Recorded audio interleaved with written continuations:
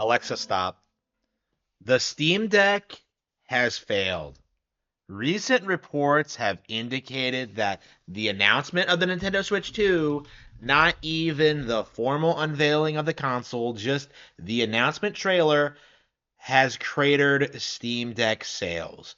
The platform is a complete and abject failure, selling less than the Wii U, costing Valve untold millions, being unviable for any sort of play. The Steam Deck is nothing more than another example of how Valve and every other gaming company cannot possibly compete with Nintendo. And this is the big thing that really needs to be addressed. Like, when you look at the reception of the Steam Deck online, when you look at the narrative, when you look at people like Review Tech USA making statements that this is as big as the iPhone, right? When you saw all these people religiously coming out trying to say the Nintendo was over and that the Switch was done and that there was all this stiff competition and that like the Steam Deck would pave the way for the RIG Ally and the Lenovo or whatever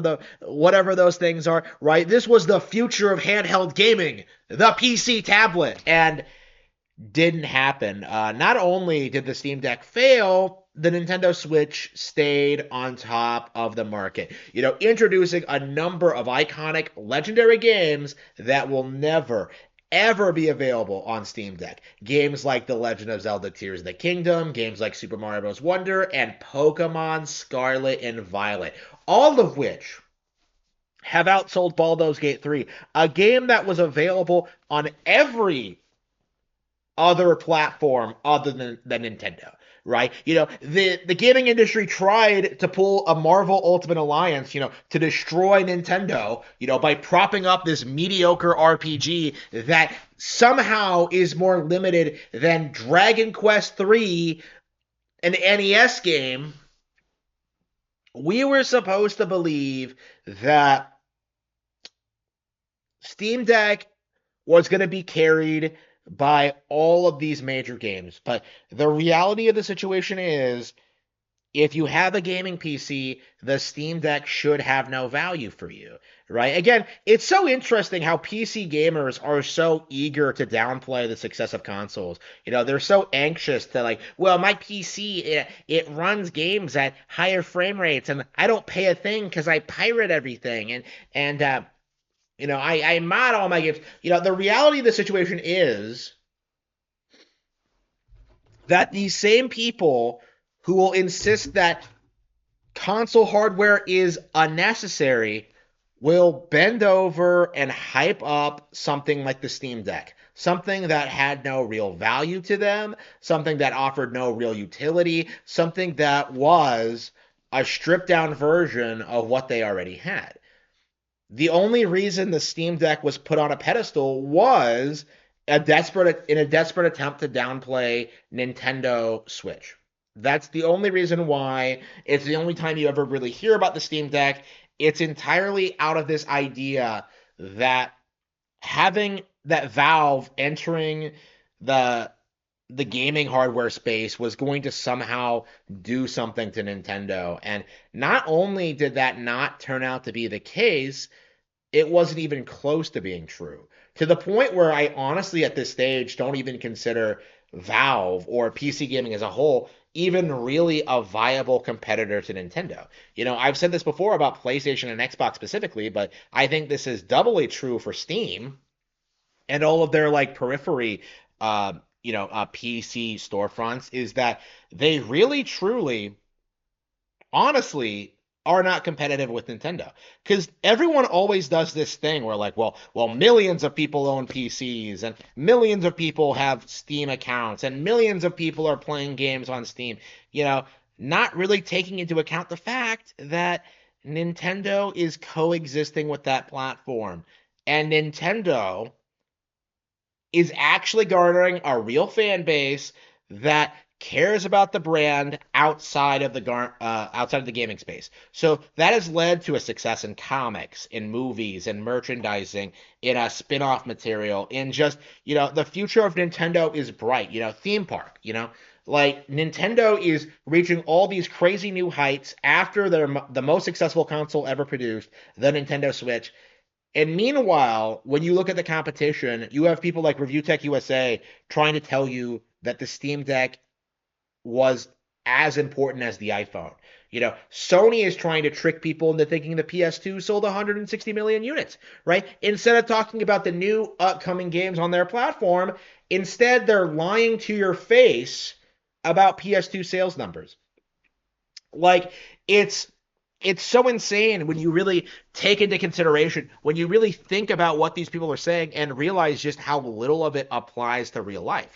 How many times were we told going into the release of Tears of the Kingdom that it was just a rehash of Breath of the Wild, that nobody cared about it, that no one was talking about it, that it was like a bomb, that it was some huge disaster. And then like over the next couple of years, we have seen more and more people start to fall in love with the game and consider it one of their all-time favorites. I am one of them, and I have met people who feel the same way about it. That the attempted backlash, the subversion of this game to try and negatively compare it to Breath of the Wild, or in more extreme cases, even pretend that like Breath of the Wild wasn't relevant.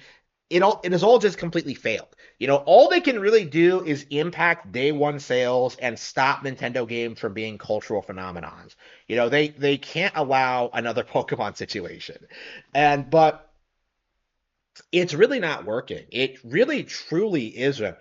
And I'm really wondering what's going to happen when the dam finally bursts and like the general culture starts to accept the fact that Nintendo has been on top of the world in gaming all along. Like I'm very curious to see like what that's going to do to the PC Master Race, because when you really look at what these people do and what they advocate for and how they behave, like they're big copes in regards to PC gaming. Like, oh, I can just emulate that. It isn't true, because they have to commit crimes to get a hold of all the ROMs they need. Like, whoa, but I own all those ROMs though. No, you don't. Because there are always more games that you've never heard of that were never released in your language, never released in your language. Like, you cannot have, official license releases of like, certain Super Famicom games, right? Like, getting a hold of those games and pirating them is illegal. And we're seeing more and more that Nintendo is actively taking steps to crack down on the emulation scene. Guys are getting prosecuted. They're getting sent to prison.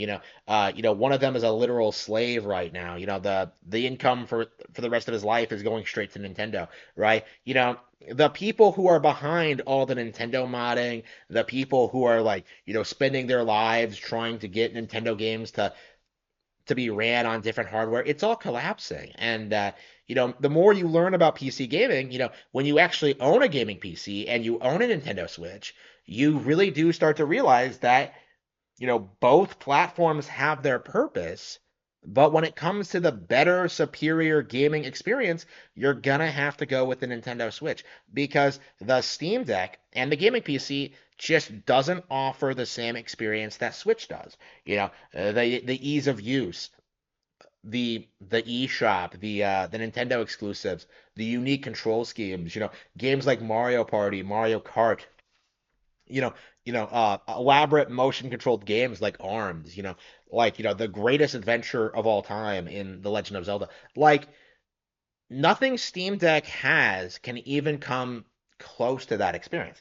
And we really need to start accepting that. We really need to start acknowledging that the PC Master Race is nothing more than a vocal minority, and they're just blustering because they aren't playing more games than you. They aren't playing better games than you. The games don't look better, they don't run better. There aren't like unlimited mods for all of these games. There are mods for like iconic releases like Doom, but what you have to understand about that is that people who mod games aren't necessarily going to put together things that are on the same level of quality as the original release, right? So when you take that into consideration, when you look at like how the PC Master Race spends their time, like what you have to understand is that this isn't a community of people who are worthy of any kind of attention or respect.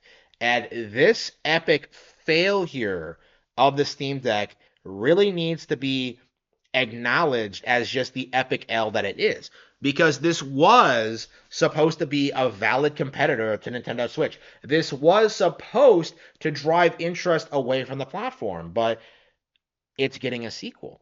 And it's going to do just as well as the original. And it's going to introduce us to a whole host of new iconic video games. All while people on PC, Xbox, and PlayStation just bluster on about how Doom Eternal is totally just is the greatest thing ever. It's nothing more than a gigantic cope.